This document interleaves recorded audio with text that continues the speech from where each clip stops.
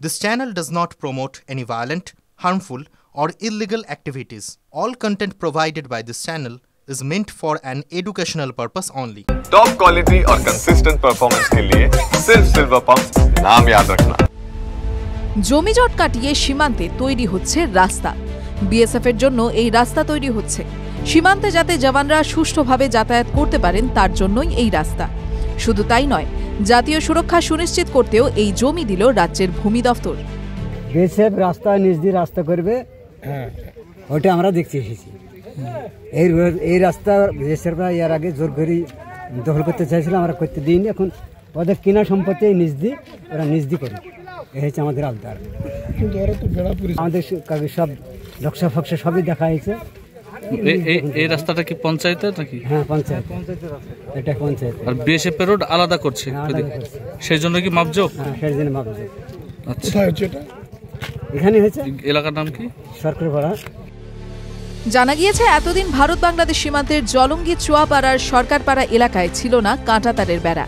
পঞ্চায়েতের তৈরি করা রাস্তার ওপর দিয়েই চলাফেরা করতে হতো বিএসএফকে। এরপর সেই রাস্তার পাশ দিয়েই বিএসএফ রোড তৈরি পরিকল্পনা করে।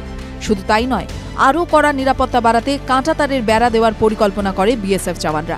মূলত সেই কারণেই বিএসএফ আধিকারিক সহ বিএলআরও সহ অন্যান্য সরকারি আধিকারিকরা জমির সীমানা নির্ধারণ করেন। ইতিমধ্যেই কাঁটাতারের বেড়া দেওয়ার জন্য চলছে মাপজোক। তৃণমূল নেতা রাকিবুল ইসলাম বলেন, জলঙ্গি বিধানসভার চুয়াপাড়া গ্রাম পঞ্চায়েতের সরকারপাড়া সংসদ এলাকায় বাংলাদেশ সীমান্তবর্তী এলাকা হয়। এখানে সেন্ট্রাল গভর্নমেন্টের পক্ষ থেকে রাস্তা এবং ফেন্সিং কাঁটাতারের ব্যবস্থা গ্রহণ করা হয়েছে। খুব দ্রুত সেই নির্মাণ কাজ শুরু হবে। এখানে গ্রাম পঞ্চায়েতের একটা রাস্তার সঙ্গে সিপিডব্লিউডির একটা রাস্তা সংক্রান্ত সমস্যা দীর্ঘদিন ধরে চলছিল। গ্রাম পঞ্চায়েত সেই রাস্তাটি গ্রাম পঞ্চায়েতের রাস্তা, সরকারপাড়া গ্রামের মানুষের চলাচলের রাস্তা, কিন্তু সিপিডব্লিউডি সেটা তাদের রাস্তা বলে দাবি করছিল। আজকে সরকারের পক্ষ থেকে আমাদের মাননীয় বিএলআর সাহেব উপস্থিত রয়েছেন, গ্রামের সর্বস্তরের সাধারণ মানুষ, কৃষকরা রয়েছেন, বিএসএফের আধিকারিক কর্মকর্তা, সিপিডব্লিউডির আধিকারিক কর্মকর্তারা আছেন। এখানে মাপজোক চলছে এবং এই মাপজোকের পরে যে রাস্তাটা গ্রামের মানুষ, এলাকাবাসী এবং আমরা বলছিলাম যে গ্রাম পঞ্চায়েতের রাস্তা, সেটি গ্রাম পঞ্চায়েতের রাস্তা হিসেবেই চিহ্নিত হলো এবং সিদ্ধান্ত হলো আগামী দিনে এখানে ঢালাই রাস্তা ও কাঁটাতার দিয়ে সেই রাস্তা সুরক্ষিত করা হবে।